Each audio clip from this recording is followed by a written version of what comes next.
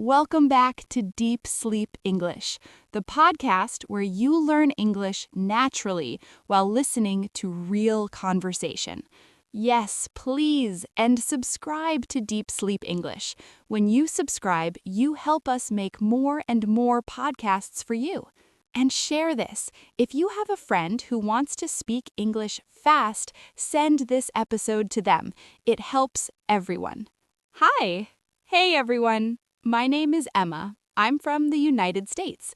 Today, I want to talk to you like a real person, not like a teacher, not like a textbook, just one human talking to another.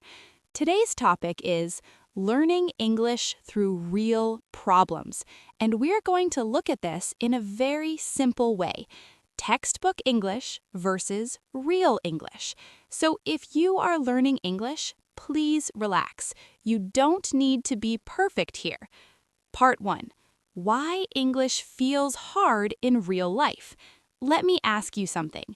Have you ever thought, I know English, but I can't speak English? You understand words, you understand grammar, but when someone talks to you, your mind goes empty. You feel nervous, your heart beats fast, your mouth doesn't move. If this happens to you, I want you to know something very important. You are not bad at English. You just learned English the wrong way. You learned English without problems. But real life is full of problems. Part 2. What textbook English really is. Textbook English is not evil. I want to say that clearly. Textbooks help you learn words, learn grammar, understand structure. But textbooks live in a perfect world, a clean world, a world with no stress, no emotion, no confusion. Let me show you. Textbook English, greeting. Hello, how are you today? I am fine, thank you. And you? I am also fine. Thank you for asking. This is correct. This is nice. But now, let me ask you something honestly. When was the last time someone spoke like this? Probably never. Real English sounds like this. Hey, hey, what's up? Not much. Same. Sometimes it's just, hey, hey. That's it. Real English is shorter. Real English is faster. Real English is not perfect. Part 3. Real problem number 1. You don't understand someone. This happens all the time. Textbook English. Textbooks teach you to say, "Excuse me, could you please repeat what you just said?" This sentence is correct, but when you are nervous, this sentence disappears from your brain. Real English, real people say, "Sorry? What? Can you say that again? I didn't catch that." That's all you need. Short sentences save you. Real life moment.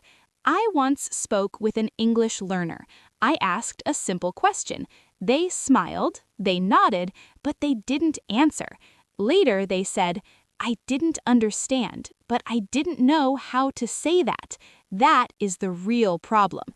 Not grammar, not vocabulary. Fear. Part 4. Real problem number 2.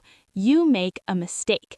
Mistakes are scary, especially in another language. Textbook English. Textbooks want you to be perfect. Perfect grammar, perfect pronunciation, no mistakes. But real life doesn't care about perfect. Real English? Real English sounds like this. Oops, sorry, that's wrong. Let me try again. That's not what I meant. This English is powerful because mistakes always happen. Personal story. When I was learning another language, I made mistakes every day. People laughed, I felt embarrassed. But you know what? Those mistakes stayed in my memory. I learned faster because of problems. Problems teach better than books. Part 5. Real problem number 3. Awkward silence. Let's talk about silence. Yes, that silence. Textbooks don't teach silence. They teach full answers, perfect answers. Real English sounds like, Uh, let me think. Give me a second. These sounds are not mistakes. They're natural. Native speakers do this too. You are allowed to think. Part 6. Real problem number 4. You need help. Everyone needs help sometimes, but learners are afraid to ask. Textbook English. Excuse me, sir. I would like to request assistance. That sounds like a robot. Real English says, sorry, can you help me? I need help. Can you show me? I'm a little lost. This is survival English. This keeps you moving. Part 7. Saying no. Many English learners only know one answer. Yes, yes, yes. This causes problems. Textbook English. I regret to inform you that I am unable to attend. That sounds like an email. Real English? Sorry, I can't. Not today. Maybe another time. I wish I could, but... Simple, kind, honest. Part 8. Emotions. Textbooks don't teach emotions, but life is emotional. Real English for feelings. When you're confused, I'm confused. When you're tired, I'm exhausted. When you're stressed, I'm overwhelmed.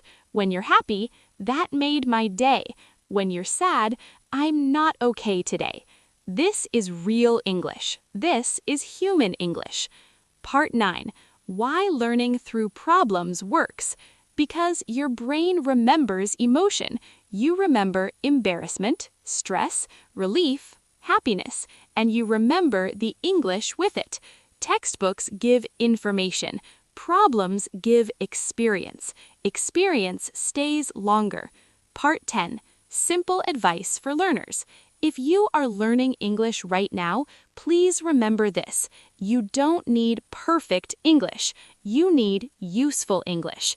English that helps you fix mistakes, ask questions, explain problems, express feelings. Mistakes mean progress. Silence means thinking. Problems mean learning. Ending. Final message. English is not a test. English is a tool. It helps you connect. It helps you survive real life. So don't fear problems. They are your teachers. Every problem is a lesson, and every mistake means you are learning.